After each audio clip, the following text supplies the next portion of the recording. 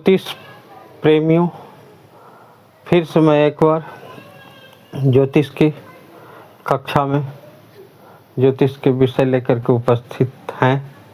आज हम चर्चा करेंगे शुक्र ग्रह को लेकर के। पिछले वीडियो में भी मैंने शुक्र ग्रह के बारे में बताया था कुछ। शुक्र सभी भावों में ये प्रथम भाव में सभी लग्नों में अवस्थित होने के बाद क्या फल प्रदान करता है उसके बारे में जानेंगे। 12 लग्नों के प्रथम भावगत शुक्र फल यहाँ बैठने पर क्या फल प्रदान करता है इसके बारे में हमने पिछले वीडियो में बताया था। अब यहाँ पर लेते हैं, मेष लग्न से प्रारंभ करते हैं। यह मेष लग्न है। मेष लग्न में शुक्र बैठा हुआ है तो क्या फल प्रदान करेगा। सबसे पहले तो इसका अपना जो है नैसर्गिक फल है कि यह आध्यात्मिकता को देता है, आध्यात्मिकता को देता है, सामाजिकता को देता है, चतुराई को देता है, फिर जो है फैशन को देता है और सुख सुविधाएं जो है बहुत उच्च स्तर का होता है उसको प्रदान करता है। साथ ही साथ अनेक दोषों को शमन भी करता है जन्मांग चक्र में। लेकिन भिन्न भिन्न राशियों में इसका प्रभाव थोड़ा सा बदल जाता है। यहाँ पर बैठने के बाद जो है जातक को विद्वान भी बनाता है। शिल्प युक्त घर जो है पूरा मॉडलाइज जो होता है बना हुआ, ऐसे घर में निवास प्रदान कराता है। लेकिन राशि बदलने के साथ साथ ही जो है इसका कुछ अंतर आ जाता है बदलाव में।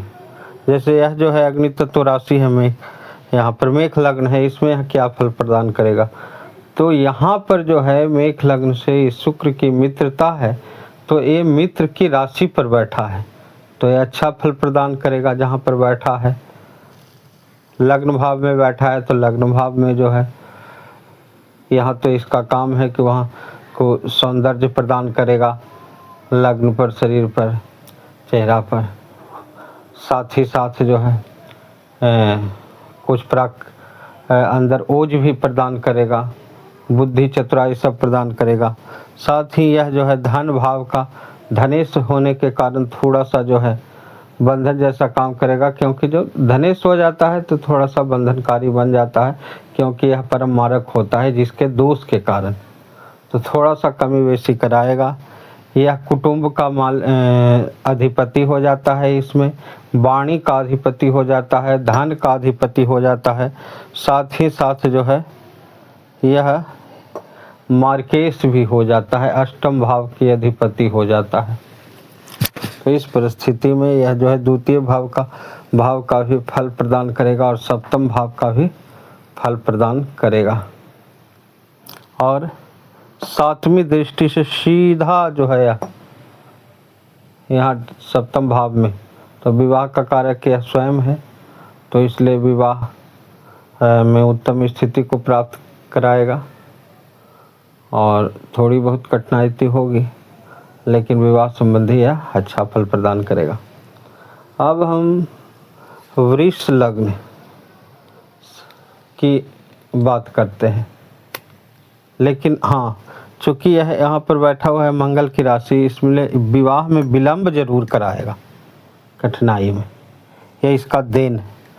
मंगल की राशि में बैठ गया है, मेष लग्न है, अग्नि तत्व है, तो विवाह में विलंब इसका मुख्य कारण होगा। अब हम बात करें यहाँ पर वृष लग्न की, और यहाँ पर जो है तुला लग्न। तो अब हम जब इसकी बात करते हैं तो अब यह वृष लग्न पर आ गया, स्वयं अपने राशि पर बैठ गया, तो स्वाभाविक रूप से यह सभी जितने भी सकारात्मक फल हैं, यह लग्नेश जब लग्न में बैठा है तो जो कारक बन ही जाता है, साथ शुक्र भी। तो सबसे पहले अपना फल प्रदान करेगा कि यह सारे योगों को समन करेगा, यह जन्मांग चक्र में। साथ ही साथ इसको जो है सुंदर बनाएगा और इसको विद्वान बनाएगा, इसको चतुराई प्रदान करेगा और इसको और भी जो सुख सुविधा है संसार में उपभोग करने योग्य उसको प्रदान कराएगा। कला के क्षेत्र में जो है इसको आगे ले जाएगा, अभिनय के क्षेत्र में इसको ले जाएगा। इस तरह से जो है फल प्रदान करेगा साधारण। फिर साथ ही साथ जो है यहाँ सप्तम भाव का भी स्वामी हो जाता है। तो सप्तमेश जब लग्न में हो तो सप्तमेश की सप्तम दृष्टि हो सप्तम भाव में तो जोग कारक हो जाता है। तो वृक्ष लग्न में बहुत ही जोग कारक हो गया है, क्योंकि यह जो है सप्तमेश का सप्तम भाव में दृष्टि है और शुक्र की भी सप्तम भाव में दृष्टि है। इसलिए जो है विवाह संबंधी इसका स्थिति बहुत अच्छी रहेगी। इसे अच्छा संबंध बन जाएगा, समय पर संबंध बन जाएगा और संबंध बना भी रहेगा, टिकाऊ भी रहेगा। तो ये वृष लग्न का जो है वृष लग्न में अच्छा फल प्रदान करता है। साथ ही साथ जो है यह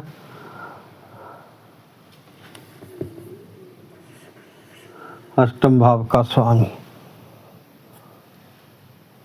अब हम मिथुन लग्न में इसके प्रभाव को देखें। मिथुन लग्न में इसका क्या प्रभाव हो जाता है, यहाँ पर हमने दे रखा है मिथुन लग्न। तो मिथुन लग्न में जो है 3 4 5 6 7 8 7 8 9 10 11 12 ये अंक मिला लेंगे। एक कहीं भी गलत होगा था, हम केवल यहाँ पर देख रहे हैं। तो इसमें मिथुन लग्न में किसका अधिपति हो गया, उसमें तो विवाह का अधिपति हो गया था वृक्ष लग्न में और लग्न का अधिपति हो गया था। तो इसलिए दोनों भाव को पूर्ण रूपे ने दिया था। लेकिन इसमें किसका किसका अधिपति है, तो इसमें व्ययेश हो गया है, खर्चा, और साथ ही साथ जो है ये पंचमेश भी हो गया, संतान का स्वामी हो गया है, धन खर्च करने का स्वामी हो गया है, बुद्धि की स्वामी हो गया है। तो पंचमेश जब लग्न में बैठे तो ठीक है, लेकिन मिथुन लग्न में बैठ गया है, मित्र की राशि में ही बैठा है, तो यह सप्तम भाव में ही अच्छा फल प्रदान करेगा। लेकिन इसका फल प्रदान करेगा यह कि यह इसका अनैतिक संबंध होगा मिथुन लग्न में आ जाने से। ये जो है विवाह के संबंध में, विवाह के बाद भी किसी अन्य के साथ इसका संबंध बना रहेगा। सातवीं दृष्टि इस पर है, विवाह भी सुंदर हो।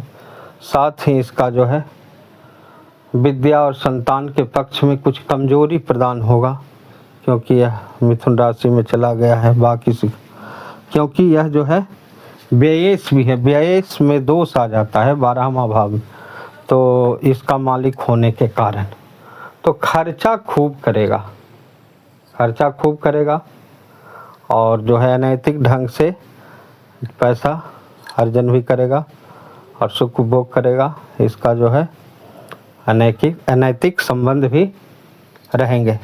अब हम देख लेते हैं कर्क लग्न में इसका प्रभाव क्या रहेगा।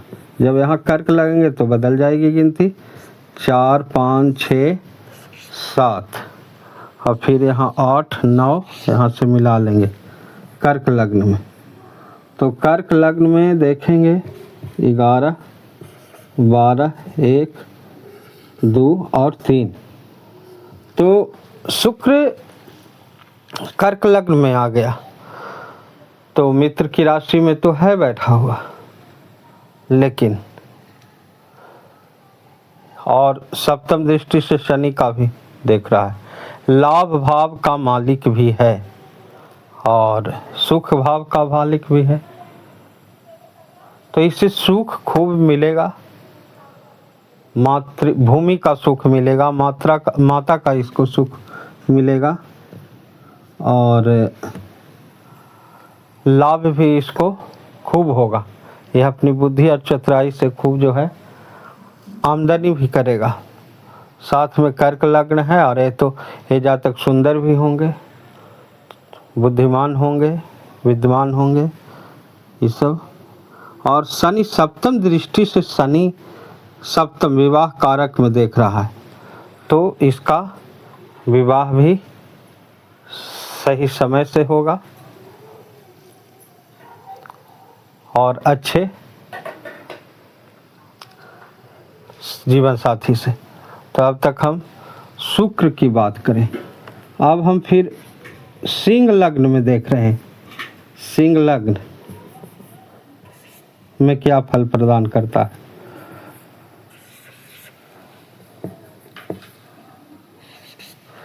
सिंह लग्न 5, 6, 7, 8, 9, 10, 11, 12,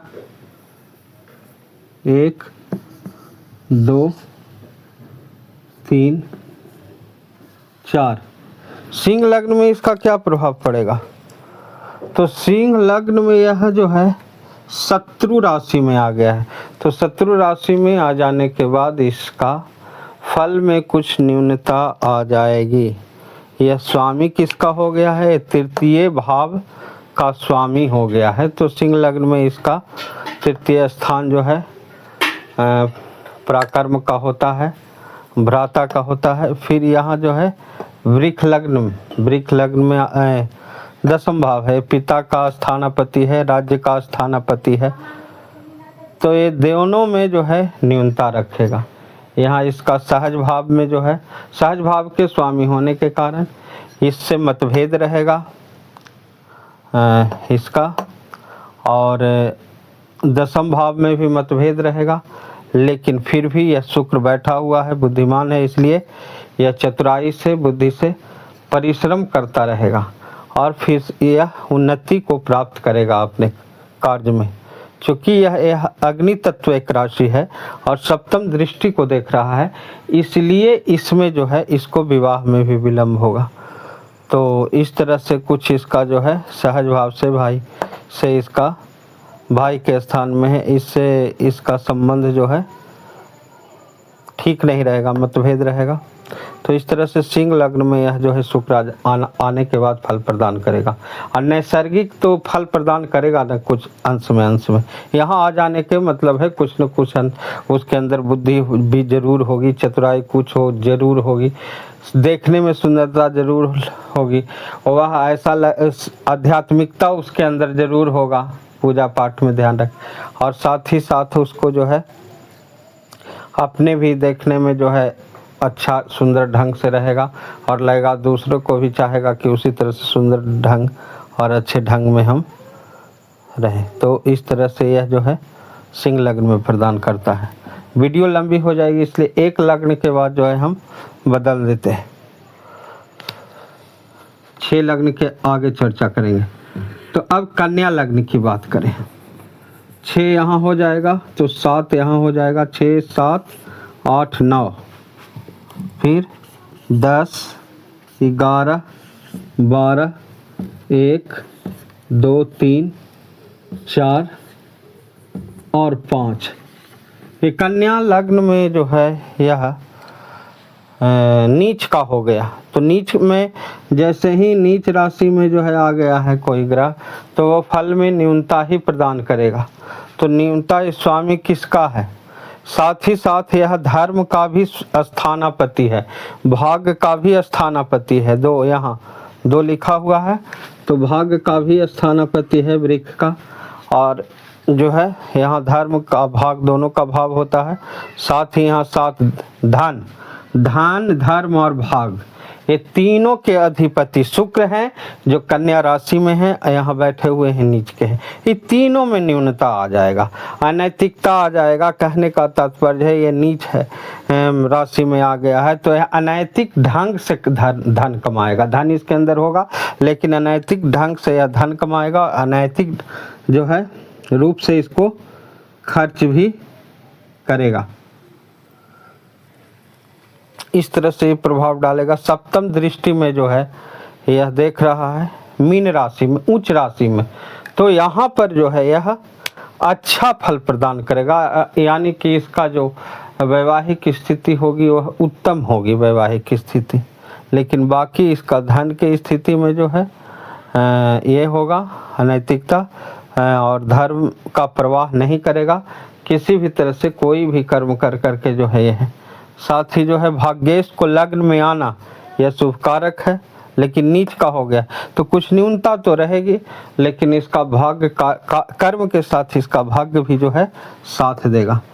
तो हम मेष लग्न से कन्या लग्न तक के जितने प्रथम भाव में जाने पर शुक्र जो है क्या थोड़ा थोड़ा अंतर करके फल प्रदान करता है, इसको हमने बतलाया। तो आशा है इससे आप लोगों के शुक्र को प्रथम स्थान में रहने पर यह क्या फल प्रदान करेगा इसके बारे में कुछ जानकारी हुई होगी या इसका लाभ आप लोग फलित करने में प्राप्त करेंगे। तो आप लोगों का धन्यवाद। फिर मिलते हैं अगले वीडियो में। 7 से लेकर के 12 लग्नों में सभी में भावगत जो है शुक्र फल होगा।